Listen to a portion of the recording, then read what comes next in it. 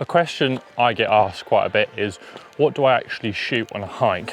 Well, today I'm walking Kinder Scout, and I thought it'd be a good idea to show you what I actually shoot, because there's a lot of photos that I don't show you guys, and yeah, they're not always the best, so we're going to be talking about that today.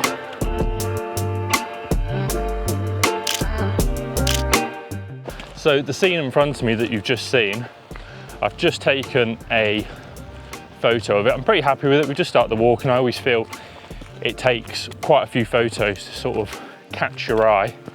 Apologies if I'm out of breath, we're walking uphill. And the idea really, it's a really lovely blue day, and we're trying to I'm trying to capture the light shining through onto the side of the valley and hopefully creating quite a dramatic scene. Again, looking at the back of the camera, it's always difficult to know if you've got it spot on, but as it's my first couple of photos, I don't think it's gone too badly. We're getting there, so, but I'll only know when we get back in the office properly.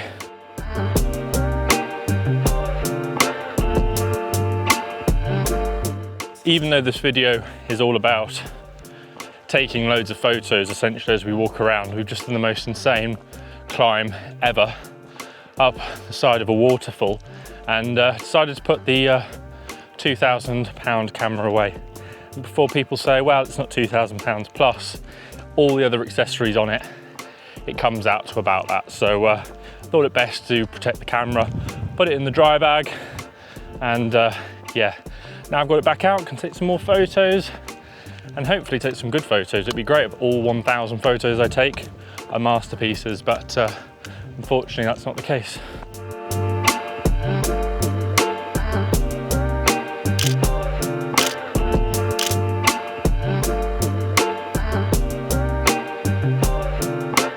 Yeah, I think that was just a great example there, just taking a few pictures of the landscape, and I mean, it's one of them. I mean, to me they look quite nice, but I think it's always one of them, once you start reviewing them on, you know, whatever device it is, the photos never look as good as when you first take them behind the screen.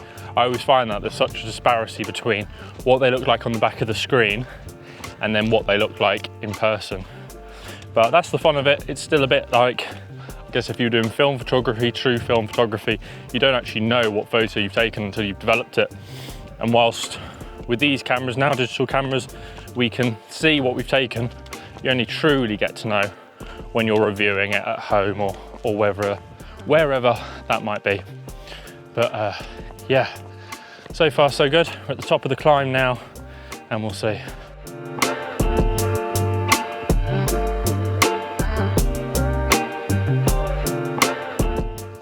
I think what helps me take better photos when I'm out here doing what I'm doing is, like, these landscapes are beautiful, don't get me wrong, but trying to get like action shots of people, I think especially if people are wearing bright colours, it helps. A lot of people tend to wear black, which is a bit boring, but if they're wearing bright colours, that helps immensely in, you know, it's standing out from the landscape and taking those shots of real people doing real things. So just taking a photo of someone there running, and it just breaks up the landscape. It adds realness to it. Maybe I'm just waffling, probably just waffling on about a load of rubbish, but it makes sense to me anyway.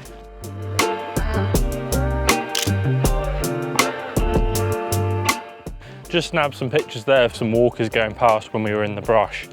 Again, like I said, I think with landscapes like this, you're so low down. It's fine when you're at the ridge because you've obviously got those awesome vistas, but especially on a day like today where it's very overcast, as you can see, getting pictures of people is your best bet to success, I believe, with things like this. Especially with a camera like the X100VI, obviously you can't be zooming in realistically that far. You haven't got a 300-400 millimeter lens, so animals and things like that are kind of a bit out of the question, birds and things like that. So yeah, people are your best friend, but we're doing it, we're soldiering on, and not starting to feel it just yet.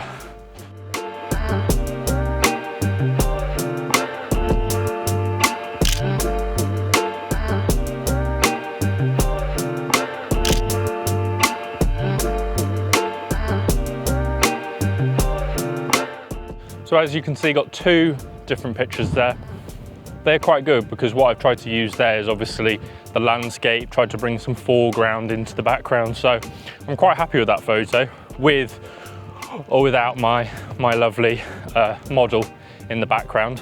But yeah, it's things like that. It's just, I think when you're doing walks like this, you really do have to think outside the box. I hate that term, but it's the best one to describe it. You've got to get creative, because realistically you could say that this is quite a boring landscape. So you've got to use the environment around you to come up with ways of getting cool pictures. So snapped a few there. I'm also using a different setting now with my Fujifilm. So I was using single shot mode only because I found that burst mode was I was taking too many photos unnecessarily. But I've done it so it's like 3 frames. I mean, I'd assume it's per second, so it really slows it down. I can still make sure that hopefully one of them is in focus. But again, that's helped. So again, you take more photos, and some of them, they're all the same. But yeah, that was quite a nice little view. And again, if you've got a partner, great way of getting them involved, like I've spoken about in previous videos. And again, it helps maybe make the shot more interesting. It'll be interesting to see when we get back in the office if having a person in that shot adds or detracts from the photo itself. Hopefully it adds, though, who knows. Ooh, we've got 10.8k left. It's windy still and a little bit nippy, but that's the UK weather for you. It's always a bit cold, even in the summer.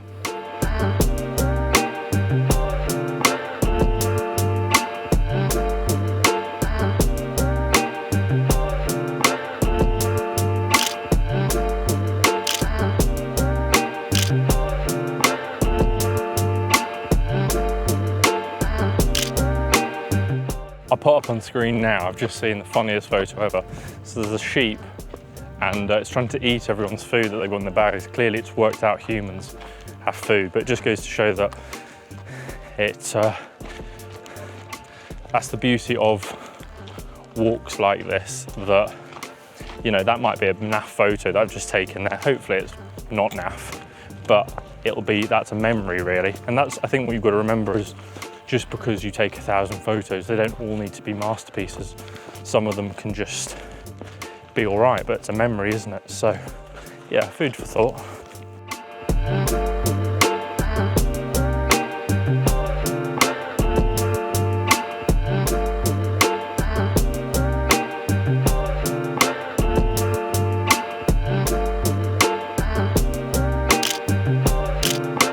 Just seeing the cutest thing ever. There's a little tiny dog in a bag. Managed to just nab a photo of it, and yeah, people do the most random things. You know, dog's meant to walk itself, but dog goes in a bag. I guess it was only a little dog because it's only got small legs. It's only a little dog, it can't help it. Bless it. But again, hopefully makes for a good photo.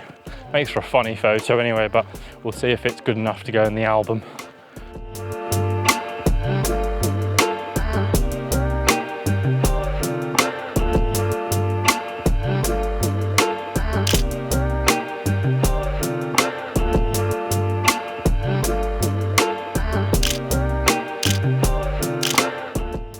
So I think we've discovered, maybe it was naive of me to think that Jacob's Ladder was a ladder. I think it's this pathway that we're on right now, this stone pathway, and then at the end I think there's a bridge across, so which makes sense. So last bit of the climb now, we've got 6k left, all primarily now should be flat and downhill. Again, there's absolutely stunning views, so trying to get some nice pictures again. Whether they'll be Instagram worthy or not, who knows. But yeah, taking as many crap pictures as possible, so probably check in once we get to the bottom of Jacob's Ladder and then be back to the car really, so we won't have too much longer to go now.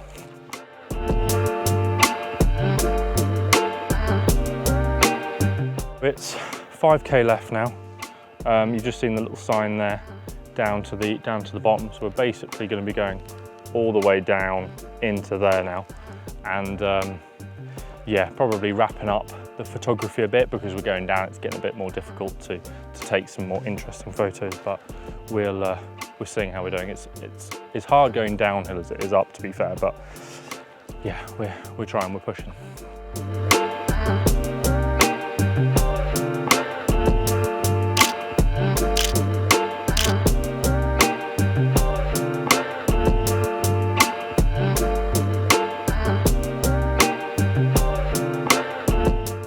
Had to bust the sticks out for the last 4K because it's just starting to get a little bit sore now. So yeah, people think sticks are just for old people, but you know, the way I see it, if you can use them and it makes it easier, you can go further.